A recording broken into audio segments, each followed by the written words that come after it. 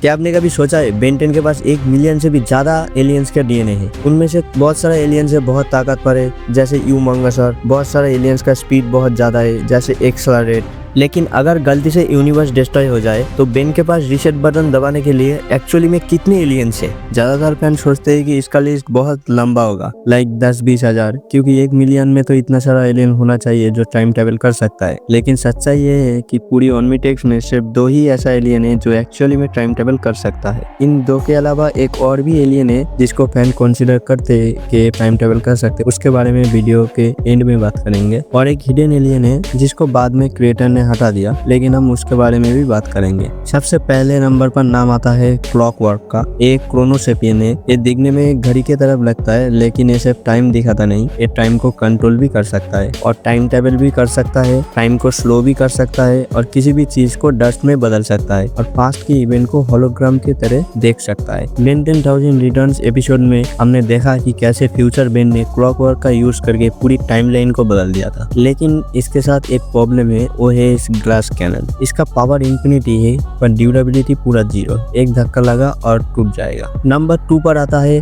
The God himself alien x. Alien x time travel नहीं करता, वो टाइम के ऊपर है। वो एक सेलेस्टियल सेपियन है, मतलब वो स्पेस और टाइम के बाहर एग्जिस्ट करता है। जब एनाइलार ने पूरी यूनिवर्स को डिस्ट्रॉय किया था तब टाइम भी खत्म हो गया था। क्लॉकवर्क वहाँ पर कुछ नहीं कर पाया, लेकिन एलियन एक्स ने टाइम को वापस क्रिएट किया था। अगर एलियन एक्स चाहे तो किसी भी एरा में किसी भी डायमेंशन में जा सकता है, उसके लिए कोई मशीन कोई पोर्टल कुछ जरूरत नहीं पड़ेगा। अब बात करते हो तीसरा एलियन जिसके बारे में भी बहुत सारा कंफ्यूजन है, वो है एटॉमिक एक्स। इसको मैं इसलिए इंक्लूड नहीं किया था पहले क्योंकि ये एक एलियन नहीं, एक फ्यूजन एलियन है एटॉमिक्स और एलियन एक्स का। टेक्निकली ये टाइम ट्रेवल कर सकता है क्योंकि इसके पास एलियन एक्स का डीएनए है। लेकिन ओमनीवर्स के अंदर जब बिल गेट्स ने क्रोनोसेपियन टाइम बम चलाया तब बेन 10,000 ने एटॉमिक एक्स बन के उसको रोकने की कोशिश की, लेकिन उसका रिजल्ट क्या हुआ आप सब लोगों को पता है। एटॉमिक एक्स इरेज हो गया, वो मर गया। वहीं पर दूसरी तरफ अपने बेन जो एलियन एक्स बना हुआ था उस पर बम का कोई असर नहीं हुआ था। इसका मतलब ये है